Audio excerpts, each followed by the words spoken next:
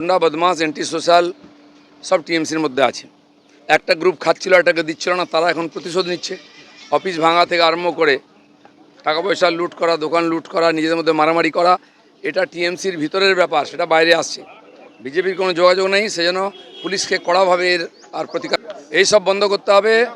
আর যতক্ষণ না আমাদের সরকার শপথ নিচ্ছে, আমাদের কিছু করার নেই। পুলিশ প্রশাসন আছে এবং নির্বাচন কমিশন আছে, তাদের দেখা উচিত যেন গণ্ডগোল না। কেননা কিছু জায়গা এবং কিছু লোক আছে, তারা সব ব্যাপারে সুযোগ নেয়, উৎপাত করে, ভয় দেখায় এবং তারা আবার বিজেপিতে ঢোকার চেষ্টা করছে। আমরা টাইট করে দরজা বন্ধ করেছি। আর আমি বলে দিচ্ছি আমাদের কর্মীদের, এইসব লোকের সঙ্গে সম্পর্ক রাখবেন না। কোনো নেতা যেন এই অ্যান্টি সোশ্যালদের পার্টিতে এন্ট্রি না দেয়, তাহলে তার উপরেই হিসাব হবে। গতবারে অনেক ঢুকেছিল, এবারে যেন না ঢোকানোর চেষ্টা করেন কেউ। আমরা কিন্তু কড়া নজর রেখেছি। প্রশাসন তো প্রশাসন আছে, প্রশাসন বলে কিছু ছিল।